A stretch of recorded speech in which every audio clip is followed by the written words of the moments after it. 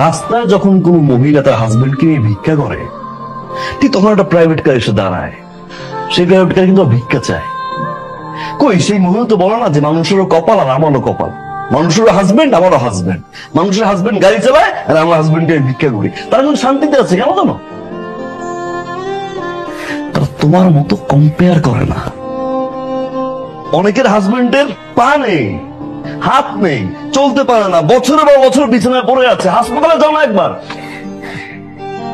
মৃত্যুর সাথে পাঞ্জা লড়ছে হাজবেন্ড, বারান্দায় বসে ওয়াইফ কাঁদছে। কম্পেয়ার যদি করতে হয় তাদের সাথে করো না। আল্লাহ তোমার সুস্থ রাখছে, আমার হাত কাজ করে, আমার পা কাজ করে, আমি একটা সুস্থ মানুষ, আলহামদুলিল্লাহ বলো না। অনেকের হাজবেন্ড অফিসের জন্য বাসা থেকে বের হয়, অফিস থেকে বাসায় ফিরে লাশ হয়ে, হয়তো অ্যাক্সিডেন্ট করে, না করে অঘটন ঘটে। আমি তো সুস্থ হয়ে বাসায় ফিরি, একটাবার গেটটা খুললে আমাকে সুস্থ দেখে আলহামদুলিল্লাহ বলো না।